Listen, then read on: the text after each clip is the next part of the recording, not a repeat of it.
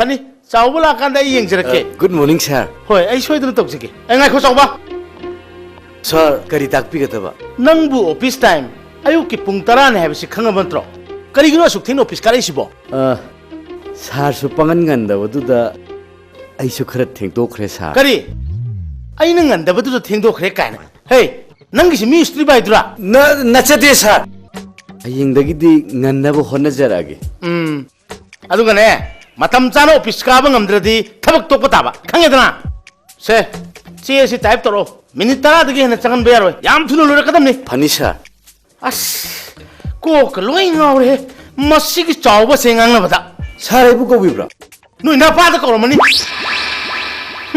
sakta siga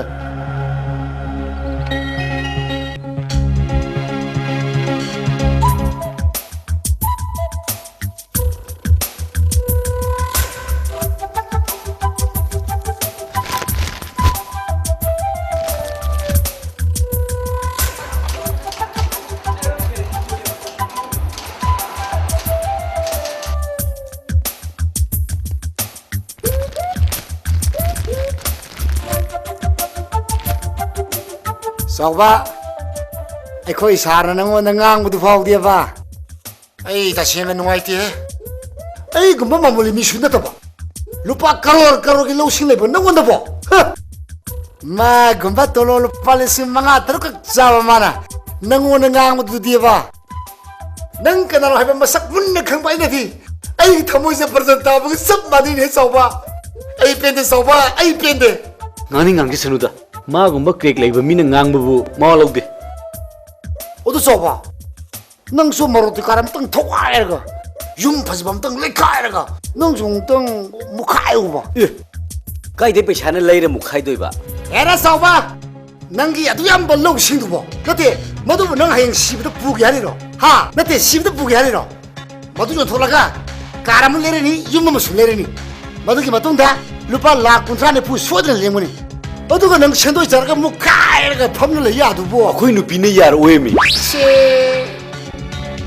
asaba nang ma dha mara he maladra. Ngai khone. Nang ya sem lo in khondu bu nang gi nopi na on pulu lo pro. Ha lo pro. Askan de bo. Lam ga kona ba paka ke yimama. Hau shu sing lam pen du yole. Ya ho yong sa ne. Lo, madu yong lo. अस नाइ खु लोइ दोरेमी Madu ne lu bro. Ha, nate madu ne lu bro ba. Masidi kon to rusene. Lo, soslo. नाइ खु lao लोइ mi. दोरेबा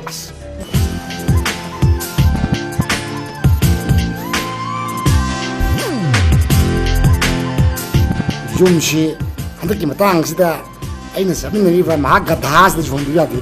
Adu ga isu handaki matang sida paisa khara talaga yung kai pan yadre.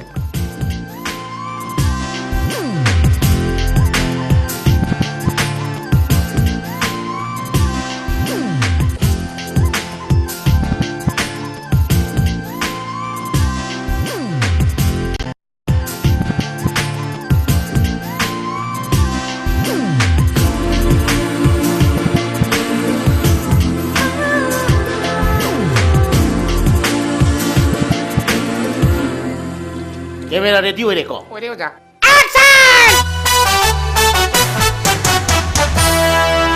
Sakna panna bhajarasu rasi panna lairasu sok sok lawa nupidudi pamjadeda ina panna khulabashu nafi panna nalabashu ikai handa nupadadi khoida deda Sakna panna bhajarasu rasi panna lairasu sok sok lawa nupidudi pamjadeda ina panna khulabashu nafi panna nalabashu ikai handa nupadadi khoida deda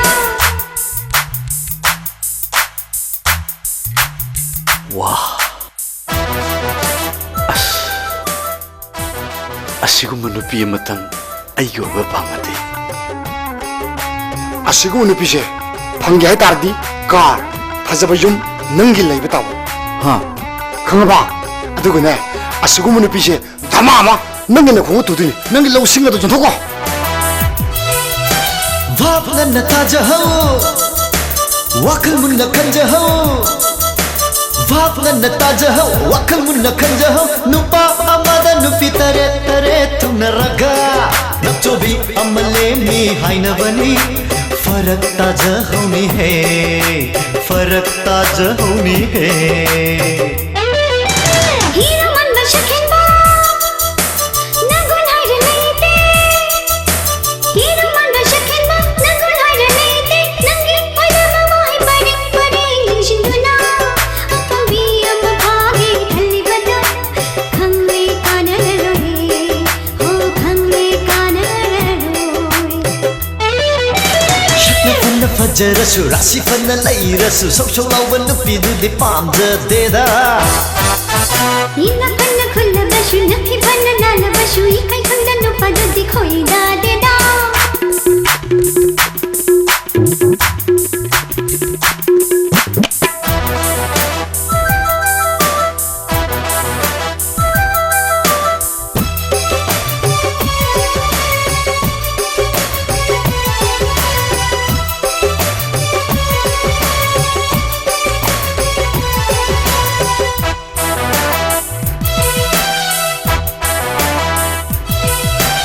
ईश्वर मासु मितांगी नोंदम बसु माथों हुक्ते ईश्वर मासु मितांगी नोंदम बसु माथों हुक्ते नंता उजरोय खली हंजिन हंजिन थेंगना हले ओंथोंगा थमोय ऐसे साउनी हली अईबु साउंजनु है अईबु साउंजनु है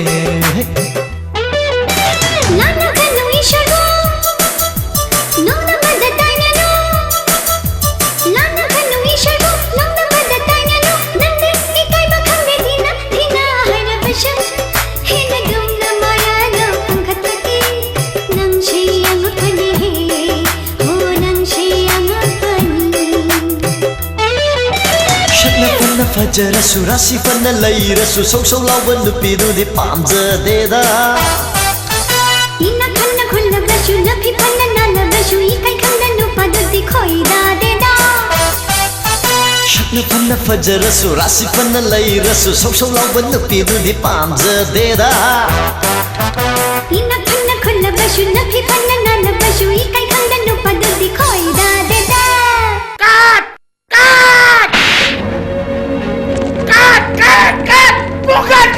देखो देखो मियाम तुम ऐसी को देखो देखो मियाम तुम ऐसी को ꯀꯩꯅꯣ ꯃꯌꯥꯝ ꯇꯧꯕꯤꯁꯤꯕꯣ ꯁꯤ ꯐꯤꯂꯝ ꯁꯨꯇꯤꯡꯅꯦ ꯑꯉꯥꯎ ꯑꯐꯩꯗꯧꯅ ꯍꯣꯏꯅꯦ ꯃꯁꯛꯅꯤ ꯀꯥꯏꯅ ꯈꯣꯡꯗ꯭ꯔꯨꯝ ꯃꯄꯨꯝ ꯃꯌꯦꯛ ꯃꯥꯜꯂꯗꯅ माजा गाँव है मियाँ की फिल्म शूटिंग से माजा सुम्मतियम तंग याव भाई यावरली ꯆꯣ ꯍꯧꯔꯁꯦ ꯍꯧꯔꯁꯦ ꯃꯌꯥꯝ ꯍꯧꯔꯁꯦ ꯀꯩꯝ ꯅꯠꯇꯦ ꯑꯉꯥꯎ ꯑꯐꯩꯒꯨꯝꯕꯅꯦ ꯑꯦꯛꯁꯟ नंगु मखोन खुद्र मपुम माली गायना कांदे नंगी गोंदो जोथो अदुगा मोय सुम फिल्म से को लिसिंग लिसिंग पुथोपिया काम पुते हौसी नुगन खुबान थरमी हेरोइन दो नक्सलो भाई ꯑꯩꯗꯤ ꯑꯩ ꯅꯨꯄꯤ ꯑꯌꯤꯡꯕꯤ ꯂꯩꯔꯤ वरी वानी नंगबो ꯑꯣ ꯋꯥꯔꯤꯔꯣ वरी नि लो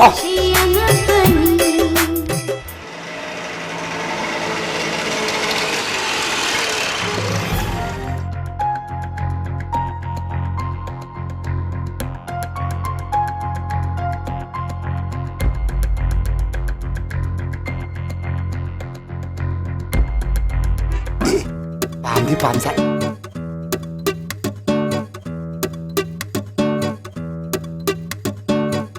चावा ओ मसी यमसे लुपा लाख तरा फंगवा लेती है नुंदरी लोटरी फागुमी लो loamy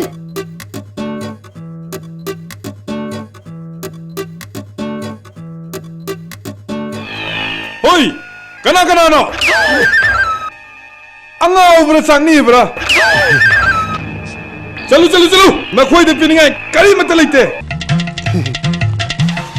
Hai ma, chalu hari ka sum laine hai. Hoi, nakhoi kana lai. Makhoi singa si ta thong lo. तमो इने ए बको बिरबो Hai ma, molikun ni ne. तो माने आइने molecule Oh, ai bhap tare. ꯑꯩꯅ ꯈꯣꯡꯕꯥꯟ ꯇꯧꯅꯅꯕ ꯅꯨꯄꯥ ꯑꯃ ꯄꯣꯔꯛꯑꯣ ꯍꯥꯏꯕꯗꯨ ꯅꯪꯅ ꯄꯣꯔꯛꯂꯤꯕ ꯅꯨꯄꯥꯁꯤꯔꯥ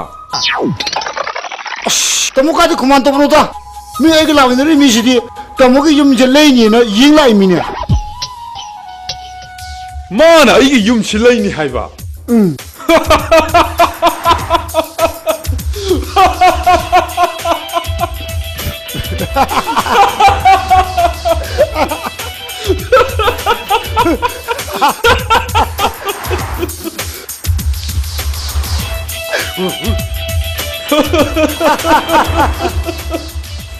ꯍꯣꯏ ꯑꯉꯥꯎꯕ ꯃꯥꯟꯕ ꯒꯥꯔꯤ ꯑꯄꯠꯄ ꯇꯣꯡꯕ ꯃꯥꯅꯁꯨ ꯑꯩꯒꯤ ꯌꯨꯝ ꯁꯤꯜꯂꯩꯅꯤ ꯒꯥꯏꯅ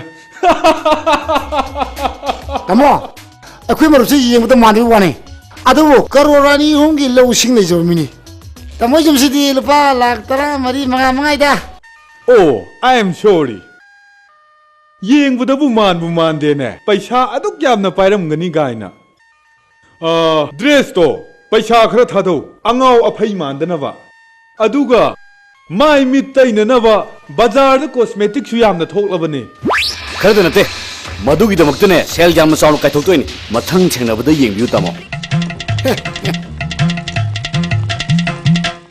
ꯑꯩ ꯃꯥꯕꯨ ꯑꯃꯨꯛ ꯍꯟꯅ ꯌꯦꯡꯕꯤꯕ ꯉꯝꯂꯔꯣꯏ ꯃꯥꯅ ꯁꯨꯝ ꯍꯦꯟꯖꯤꯜꯂꯛꯀꯗꯣꯔꯦ ꯃꯌꯥꯝꯁꯨ ꯇꯥꯕꯤꯌꯨ ꯆꯥꯎꯕꯁꯦ ꯊꯕꯛ ꯇꯧꯍꯟꯕ ꯇꯥꯔꯦ ꯑꯌꯨꯛꯇ ꯆꯪꯖꯔꯛꯀꯦ ꯁꯤꯡꯇ ꯂꯧꯁꯟꯕꯤꯌꯨ ꯁꯥꯔ ꯇꯥꯏꯞ ꯇꯧꯅꯕ ꯑꯩꯅ ꯄꯤꯈꯤꯕ ꯆꯦꯗꯣ ꯍꯧꯖꯤꯛꯇ ꯄꯨꯔꯛꯂꯤꯕ ꯅꯪ ꯍꯌꯦꯡꯗꯤ ꯑꯣꯐꯤꯁ ꯀꯥꯔꯛꯑꯅꯨ ꯅꯪ ꯊꯕꯛ ꯇꯣꯛꯑꯕꯅꯦ ꯅꯪꯒꯤ ꯄ꯭ꯔꯥꯏꯚꯦꯠ ꯕꯦꯡꯛꯁꯤꯗꯒꯤ ꯇꯣꯛꯑꯒꯦꯅ ꯄꯤꯕ ꯆꯦꯅꯦ ꯑꯗꯣ ꯈꯪꯕ꯭ꯔꯥ ꯑꯩꯉꯣꯟꯗꯒ ꯅꯪꯒ ꯍꯥꯏꯅꯤꯍꯦ ꯍꯥꯏꯗꯨꯗꯤ ꯑꯃꯨꯛꯁꯨ ꯍꯥꯏꯕꯤꯒꯦꯅꯦ ꯅꯪꯒꯨꯝꯕ ꯂꯨꯄꯥ 5,500 ꯈꯛ ꯇꯣꯂꯣꯞ ꯆꯥꯕ ꯅꯪꯉꯣꯟꯗ ꯂꯨꯄꯥ ꯀ꯭ꯔꯣꯔꯒꯤ ꯃꯄꯨ ꯑꯩꯅꯅꯦ ꯅꯪꯒ ꯍꯥꯏꯕꯤꯔꯤꯁꯦ ꯅꯔꯥꯏꯕꯛ ꯌꯥꯝ ꯐꯈ꯭ꯔꯖꯥꯠꯅꯤ ꯍꯦ ꯅꯪ ꯃꯁꯛꯇꯨ ꯌꯦꯡꯅꯤꯡꯗꯦ ꯆꯠꯈ꯭ꯔꯣ ꯀꯥꯏꯗ ꯌꯦꯡꯅꯤꯡꯅꯤ ꯑꯩꯒꯤ ꯍꯪꯍꯧꯕ ꯐꯝꯗꯨꯗ ꯄꯩꯁꯥ ꯂꯧꯔ ꯊꯕꯛ ꯍꯥꯞꯇꯣꯏ ꯑꯣꯏꯔꯅꯤꯅꯦ ꯍꯦ ꯃꯐꯝ ꯑꯁꯦ ꯅꯪꯒꯤ ꯋꯥꯆꯣꯏ ꯉꯥꯡꯐꯝ ꯅꯠꯇꯦ ꯈꯪꯕ꯭ꯔꯥ ꯈꯪꯕꯩ ꯋꯥꯗꯤꯅꯦ ꯅꯪꯅ ꯄꯩꯁꯥ ꯆꯥꯕ ꯄꯨꯝꯅꯃꯛ ꯑꯩ ꯂꯣꯏ ꯈꯪꯖꯥꯅꯤ ꯇꯥꯔꯤꯛ ꯐꯥꯎꯕ ꯏꯁꯜꯂ ꯇꯝꯃꯤꯕꯅꯤ ꯈꯪꯕ꯭ꯔꯥ ꯑꯩꯕꯨ ꯄꯩꯁꯥ ꯆꯥꯏꯕ ꯌꯨ ꯒꯦꯠ ꯑꯥꯎꯠ ꯃꯥꯙꯣꯞ ꯑꯩ ꯂꯣꯏ ꯈꯪꯖꯥꯅꯤꯗ ꯑꯩ ꯂꯩꯔꯗꯤ ꯁꯦꯟ ꯆꯥꯕ ꯌꯥꯔꯔꯣꯏ ꯁꯤꯅꯦꯕ ꯍꯥ ꯑꯣ ꯑꯩ ꯆꯠꯄꯤꯔꯒꯦ ꯑꯗꯣ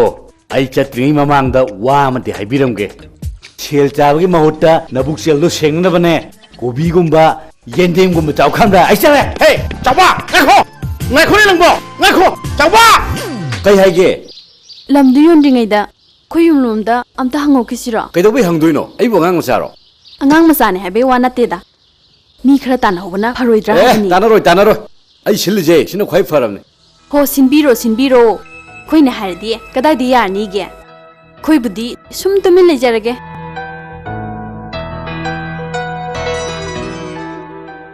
ꯑꯗꯣ ꯃꯤꯁꯤꯡꯗꯨꯕꯨ ꯀꯔꯝ ꯀꯥꯟꯗ ꯂꯥꯛꯀꯅꯤ ꯍꯥꯏꯒꯦ ꯌꯥꯔꯦ ꯁ꯭ꯋꯥꯏꯗ ꯍꯦꯛꯇ ꯈꯥꯝꯃꯁꯤ ꯂꯥꯛꯄꯨ ꯂꯥꯛꯏꯅꯦꯍꯦ ꯅꯪ ꯏꯃꯨꯡꯗ ꯆꯠꯂ ꯍꯦꯛꯇ ꯂꯣꯏꯁꯤꯜꯂꯨꯆꯣ ꯇꯥꯃꯣ ꯅꯃꯁꯇꯦ ꯇꯨ ꯑꯥꯗ ꯎꯔꯤ ꯃꯌꯥꯝꯁꯤꯅ ꯌꯣꯟꯗꯣꯏꯁꯦ ꯑꯣ ꯑꯥꯗ ꯎꯔꯤꯁꯤꯡꯁꯤꯔꯥ ꯌꯦꯡꯉꯨꯁꯤ ꯂꯥꯛꯑꯣ ꯇꯥꯃꯣ ꯍꯣꯏ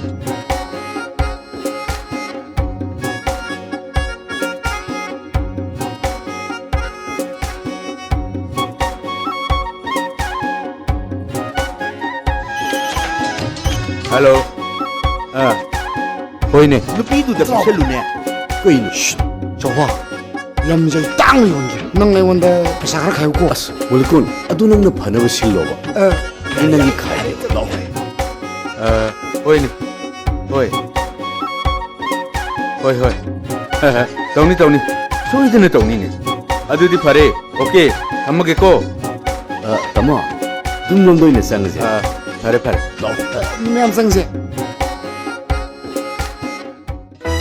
ꯂꯥꯛꯑꯣ ꯇꯥꯃꯣ ꯆꯪꯕꯤꯔꯛꯑꯣ ꯀꯩꯅꯣ ꯆꯥꯎꯕ ꯅꯪ ꯇꯧꯏꯁꯦ ꯍꯥ ꯅꯪꯒꯤ ꯄꯥꯕꯨꯡꯅ ꯊꯅꯝꯕ ꯂꯧ ꯏꯪꯈꯣꯜ ꯑꯁꯤꯕꯨ ꯅꯪꯅ ꯍꯦꯛꯇ ꯌꯣꯟꯗꯣꯏꯁꯤꯕꯨ ꯀꯔꯤꯒꯤꯅꯣ ꯑꯁ ꯇꯧꯔꯛꯑꯗꯧꯅꯦ ꯑꯩꯈꯣꯏ ꯃꯥꯏ ꯍꯧꯅꯕꯤ ꯀꯔꯤ ꯍꯧꯅꯕꯤ ꯍꯥ ꯀꯔꯤ ꯍꯧꯅꯕꯤꯅꯣ ꯅꯪꯅ ꯏꯝꯐꯥꯜꯗꯨꯗ ꯀꯣꯅꯨꯡꯗꯧꯅ ꯁꯥꯔꯕꯁꯨꯅꯦ ꯑꯩꯗꯤ ꯂꯩꯕꯤꯔꯣꯏꯌꯦ ꯑꯩꯗꯤ ꯃꯐꯝ ꯑꯁꯤꯗ ꯁꯨꯝ ꯁꯤꯖꯒꯦ ꯏꯃꯥ ꯅꯪꯒꯤ ꯃꯤ ꯇꯤꯡꯈꯠꯂ ꯉꯥꯡꯕꯤꯗꯣ ꯍꯧꯔꯛꯑꯕ ꯉꯥꯡꯅꯤ ꯑꯩꯗꯤ ꯉꯥꯡꯅꯤꯌꯦ ꯅꯪ ꯇꯧꯔꯤꯕꯁꯦ ꯑꯩ ꯌꯥꯝ ꯄꯦꯟꯗꯦꯌꯦ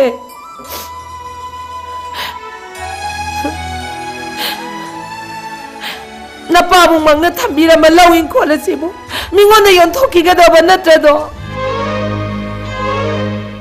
मसी पुनमासे मौसिने इनसिलिबा ngakta oiramgani ye इमा आइदी योंदनबा कन्ना हाइजबनी मखोय मपाना याबा कौबा लेते इने अबू खंगबीद्रबरे इने आई ममांग चाहिदा मोहन मिनिस्टर ओरंबा रामधोन इने रामधोन अने लेजगदौरिब लमसे आईगी नते मयाम सिगी फननबा सुपरमार्केट अम साजगे तौबनी इने इबुंगो रामधोन नखोइना प्रजादगी लौसनखिबा पैसा मयाम अदुना अखोइना फौखरगा थोकजरगा चादरिबा मफम असि लैरगा युम सारगा मांहंगदोरिबनिने अस इमा जंगाना सुना याव दौनी तो पिरो सिमा तमो अहलस सिंगा तनी को छाबिनु को इने अने लेगदौरिब लमसे free the लोगदब नते लुपा lakh 100 the लेगदौरिबनी Ibungo अदुग याम पैसादो नंगी हुमांग मन तानबा पैसादी ओइरमोइने अस बसे हनुबीजे ngangraponi tamo lengthosilo hing tamo yumda che chang sing dolosinaslo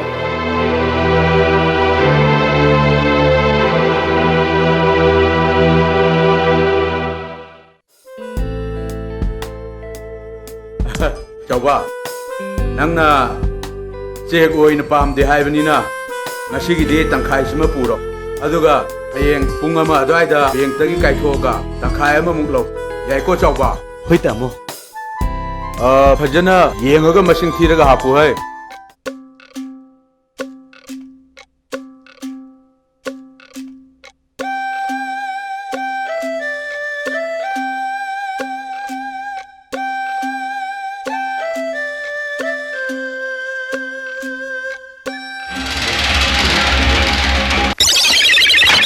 हिमा कदौरगे कदौरगे कदौरगे कईगिनो नखोइना लेप्तना लेथोइसिबो डॉक्टर तुम तो पुनबा तौसेमी कदौरगे इबेमा कसितौरो माबु ममांगैदा सुमाइना हेक तौब्रा अमते तौखिद्रि ओ अदुदि मा पैसा मयाम असि उबसिदा तौरिजानिदना तसौबा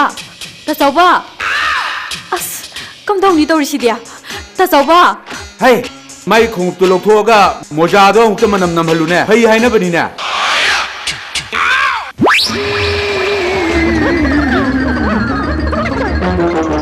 मनम सिदिया अस है खोंगतु अंत तोंसलु है मनम सिदि सीबदा agro अखोय Amu वांथरप तारेने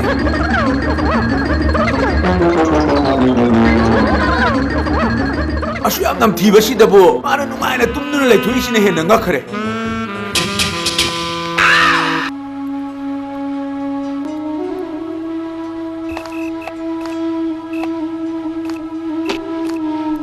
ma nang di cha seba yadramnina yumji sum leu tare ne ko ado koi chu maram makta sum lakke lakpino amata lakpino na sakado amata yengningde nangna angang oiringaida sidawai naraba kanda na pabung aduna doctor kauduna kaya da wana hona jaramba nangi pabung mangna thanamba lamma sibu nangna yon hoga chagani nungaigani khalliba nanga sibu aine pokjabai chaduni ko nangbo he ingbi nang lehro kero imana maro mangang mane ai selage nang lehro चाउबो नंबो इनेसे मतोमदा Hunje मगा चटकी हाइसिबु पापु पुनी ने lupa lakh 100 da bu kai dei pam no ne ima gi damak ti tei mohai swam leisidi adugi sum mathakta aikhoi ada punchi ju pul laigidab sunate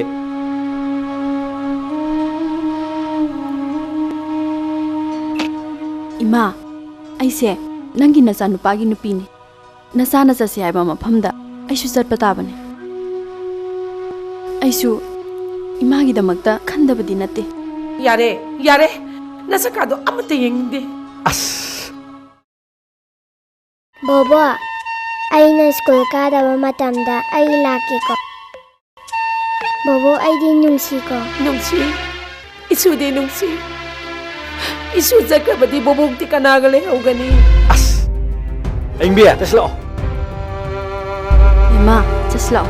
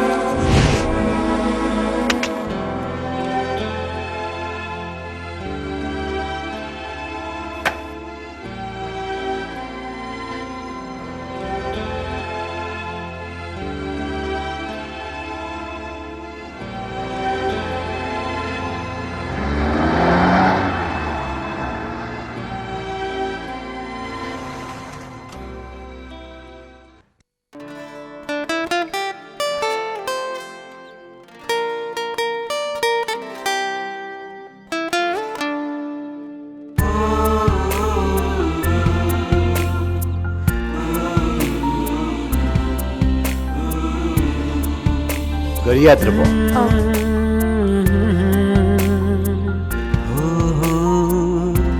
ꯀꯝꯗꯧꯅ ꯌꯥꯒꯦ?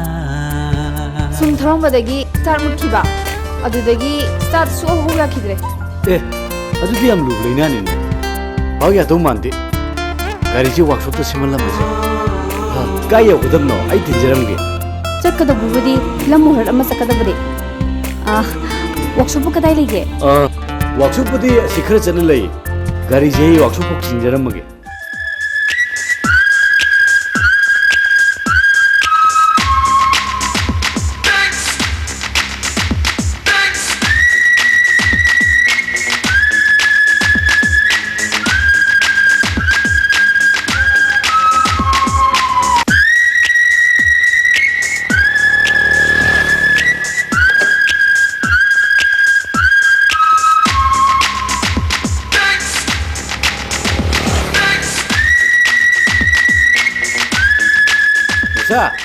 ꯀꯩꯗꯧꯔꯦ ꯇꯥꯆꯧꯕ ꯒꯥꯔꯤꯁꯤ ꯀꯩꯅꯣꯝ ꯇꯧꯈ꯭ꯔꯦ ꯑꯝꯇ ꯌꯦꯡꯁꯤ ꯂꯥꯛꯑꯣ ꯑꯧ ꯌꯥꯅꯤ ꯀꯔꯝꯕ ꯒꯥꯔꯤꯅꯣ ꯇꯥꯆꯧꯕ ꯁꯤ ꯒꯥꯔꯤꯁꯤꯅꯦ ꯑꯣ ꯍꯥꯡꯗꯣꯛꯑ ꯌꯦꯡꯉꯁꯦ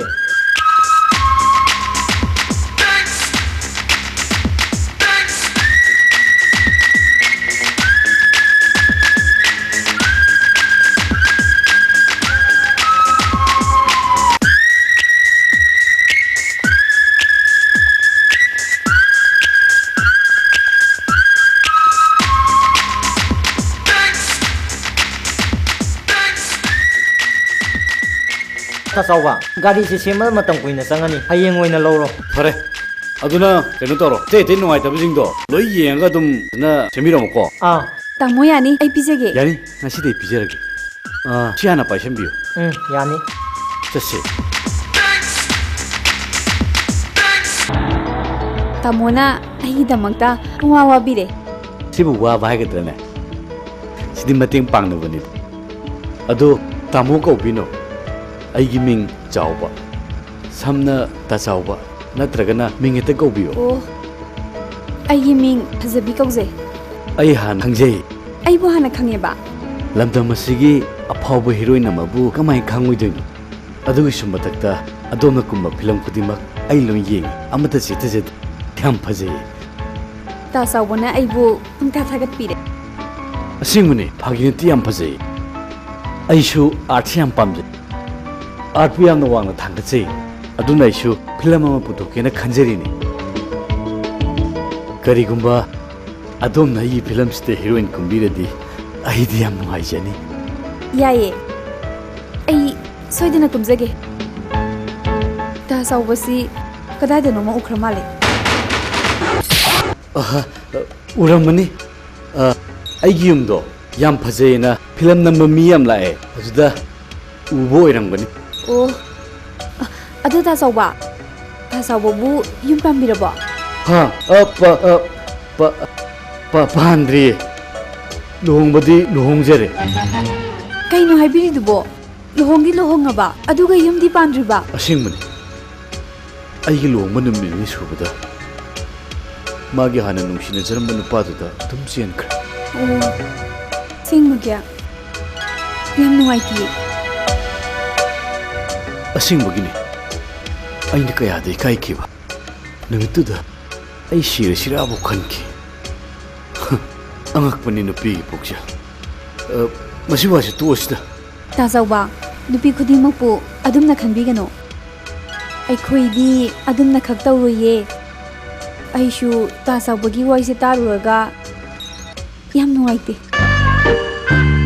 ꯃꯥꯅ ꯑꯩꯒꯤ ꯋꯥꯔꯤꯁꯤ ꯊꯥꯖꯔ ꯃꯥꯜꯂꯦ ꯑꯩꯅ ꯅꯤꯡꯉꯤꯁꯤ ꯈꯔ ꯈꯔ ꯇꯝꯕ ꯍꯧꯔꯛꯑꯕ ꯇꯥꯆꯧꯕ ꯍꯥꯎ ꯇꯥꯆꯧꯕꯒꯤ ꯐꯤꯂꯝ ꯍꯥꯏꯗꯨꯕꯨ ꯁ꯭ꯀ꯭ꯔꯤꯞꯀꯗꯤ ꯂꯩꯔꯕ ꯑꯧ ꯂꯣꯏꯅꯃꯛ ꯂꯩꯖꯔꯦ ꯁ꯭ꯀ꯭ꯔꯤꯞꯇꯨꯒꯤ ꯃꯇꯥꯡꯗ ꯏꯕꯦꯝꯃꯒ ꯈꯔ ꯇꯥꯟꯅꯖꯅꯤꯡꯕ ꯌꯥꯏꯌꯦ ꯇꯥꯟꯅꯁꯦ ꯇꯥꯆꯧꯕ ꯌꯥꯔꯅꯤ ꯌꯧꯔꯕꯣ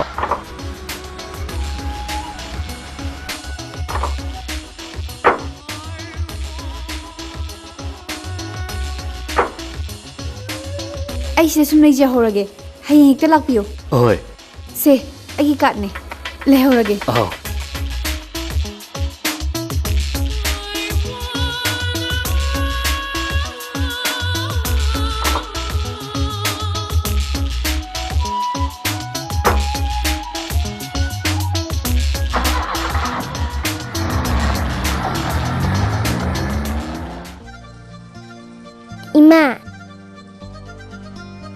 Hinjang jam hauti sangom to laga chasiba. Ibema ngasigide adum charo nangi sangomdo haying soidana leirage. Bema ka injang no. Irombaga kanghogane. As kana chana ba thong injang no.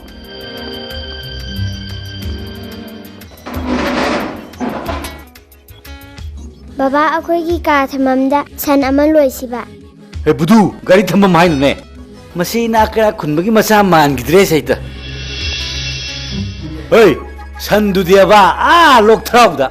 Se adu sharum ne nangondagi hena chawba hui ama loiye ba ko. Chathoda huina kadogdoino.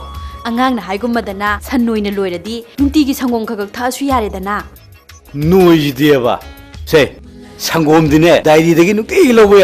Asuk yamba posai leri miyam sibu sanne yambigidra. Huiduna sandori ne. Pangana lok thrau nupi jidi. Sili chari ni gain tawriyo. Aigi nupi ni gaina mimang da puthokpada ibu ikai jereda. Kari aibu mimang da puthokpa ikai je ikaina. Is ada leringai dadi hello ya tumbigum phajei tiya da thopa thawami changni punima gi thajagum phajei kaina haidaine. Aduna ne thainagi wa thainagi. Aina haidi haujikan gi dress fashion ju khara yaw na haibai wa ne khamra. Sei aingunde yengo aina seli chari singe phajadro ha. Phajare dukan mamang da kinba asaba mi de maladana. Hey aije film puthokodori bani pa ne khamra film producer. Mama baba na film puto adi aiju yaw yare ko. Nui na pa de yaw ro.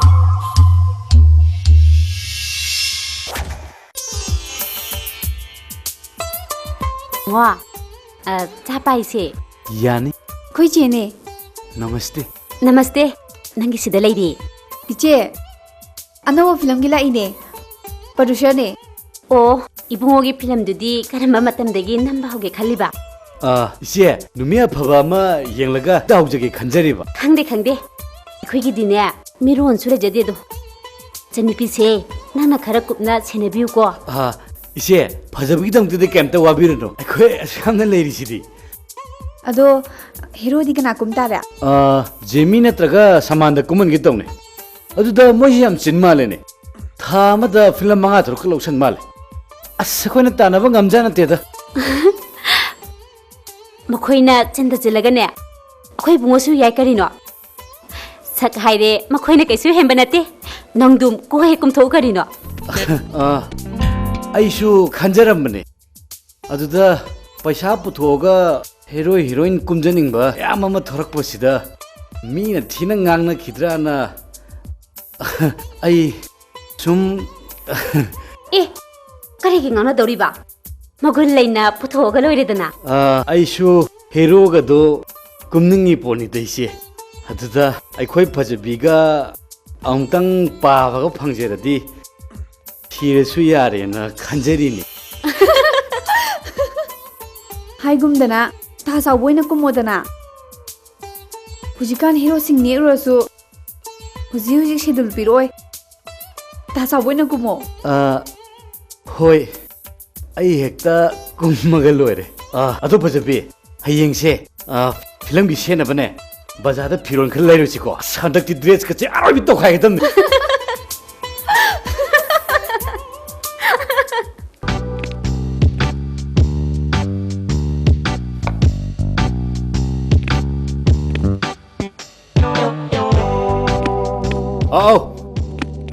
lagi are thame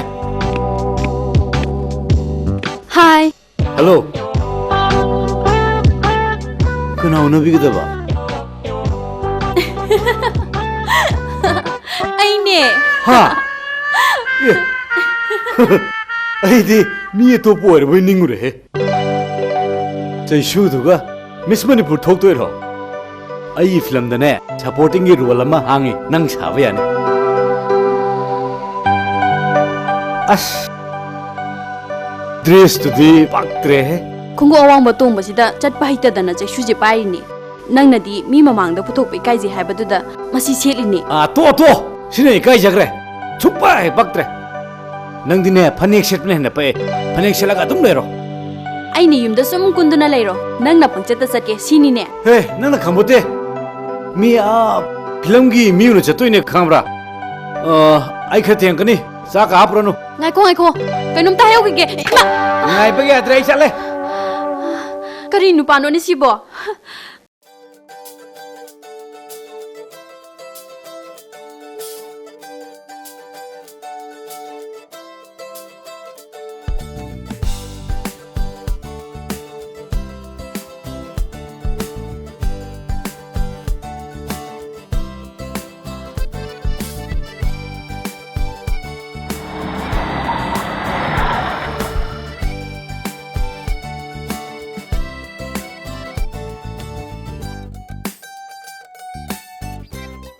Zabi, ai ngay udah war man, hawa tiko.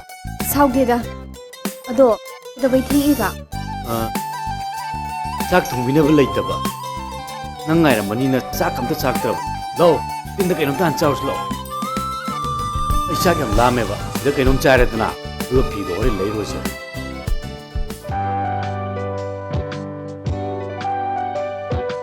Som pham jira.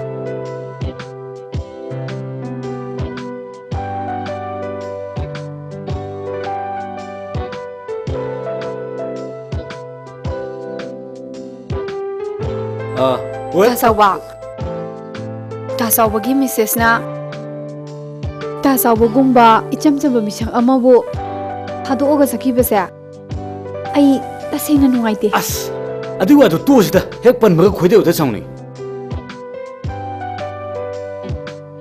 Sao ba Mrs. sakrabasu atopu nupi ama yinga sidana Kai dinu da. Khoi gumna bu kai dinu pi phang duino da. kana khangni ta sao bu pamjaba mi leramabadi Ayu pamjaba me. He seita madu bu hek leramadine ai di lai lat pudong ni lat kai rim. ta sao bagi wata sidi ai dum lai ni ni ego Asin beru pajubi.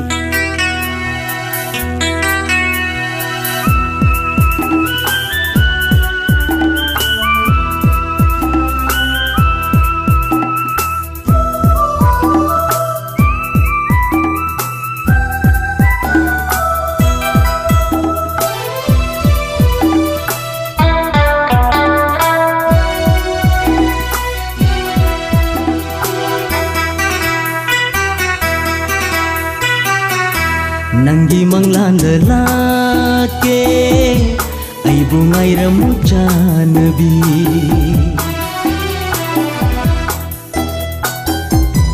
Nanggi manglanda lake ai bungai ramu janaba ai gi nung siwahang singse kuma uko thamoy ai bungai ramu janaba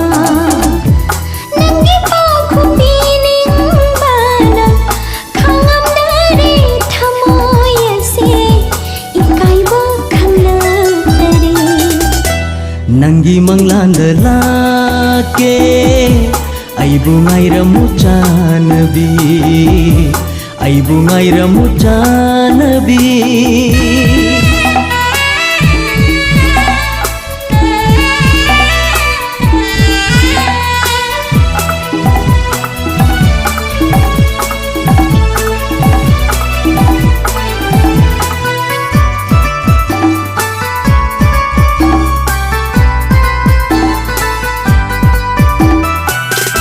Lotu na thamla nune nangi thamoy nungda nangi nungsibagi aron ba pungnama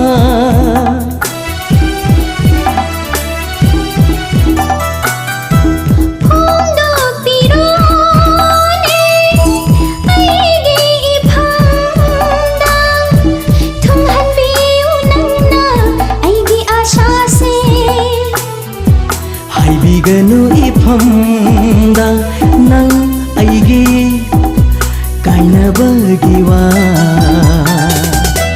Nanggi manglanda lake ai bungai ramu janaba Nanggi pau pining bana khangam dare thamoy ase ikai ba khangna dare Nanggi manglanda lake ai ꯑꯩꯕꯨ ꯉꯥꯏꯔꯝꯃꯨ ꯆꯥꯅꯕꯤ ꯑꯩꯕꯨ ꯉꯥꯏꯔꯝꯃꯨ ꯆꯥꯅꯕꯤ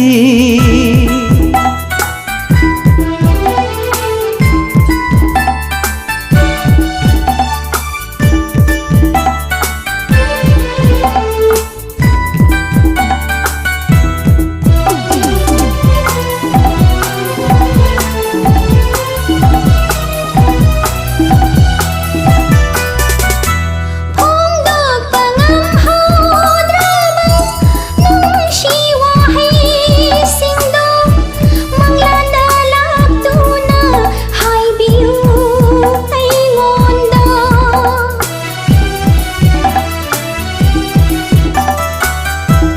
ꯂꯥꯇꯨꯅ ꯊꯝꯕꯤꯌꯨꯅꯦ ꯑꯩꯒꯤ ꯁꯛꯇꯝꯁꯦ ꯅꯪꯒꯤ ꯅꯤꯡꯊꯤꯔꯕ ꯊꯃꯣꯏꯅꯨꯡꯗ ꯍꯥꯏꯕꯤꯒꯅꯨ ꯏꯐꯝꯗꯁꯨ ꯅꯪ ꯑꯩꯒꯤ ꯀꯥꯏꯅꯕꯒꯤ ꯋꯥ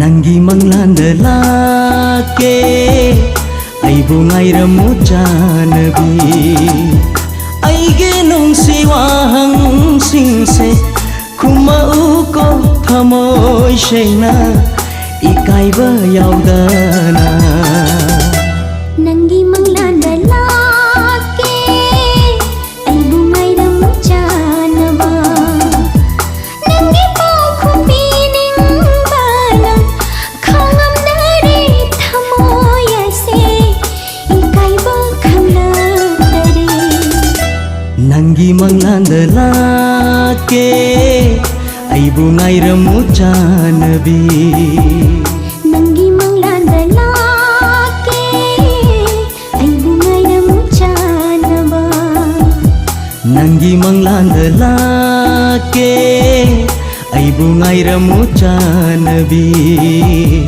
ꯑꯩꯕꯨ ꯉꯥꯏꯔꯝꯃꯨ ꯆꯥꯅꯕꯤ ꯀꯩꯅꯣ ꯅꯣꯏ ꯇꯧꯁꯦ ꯀꯩꯅꯣ ꯌꯥꯝ ꯇꯧꯕꯤꯔꯤꯁꯤꯕꯣ ꯀꯩꯅꯣ ꯀꯥꯏꯅ ꯀꯩꯅꯣ ꯅꯣꯏ ꯇꯧꯁꯤꯕꯣ ꯅꯈꯣꯏꯒꯨꯝꯕ ꯒ꯭ꯌꯥꯟ ꯇꯥꯕ ꯃꯌꯥꯝꯅꯅꯦ ꯂꯩꯕꯥꯛ ꯃꯥꯡꯍꯜꯂꯤꯕꯁꯦ ꯏꯃꯥ ꯏꯕꯦꯟꯁꯤꯡ ꯑꯃꯨꯛꯇ ꯉꯥꯏꯕꯤꯈꯣ ꯏꯕꯥꯏꯅꯤ ꯅꯨꯡꯁꯤꯅꯕꯁꯨ ꯅꯠꯇꯦ 이참 sam나 밤만만에 강해 배마 강해 누시나분 나티 가이나 막 코에는 지 가이나 가도지제 가도지 가이나 가도지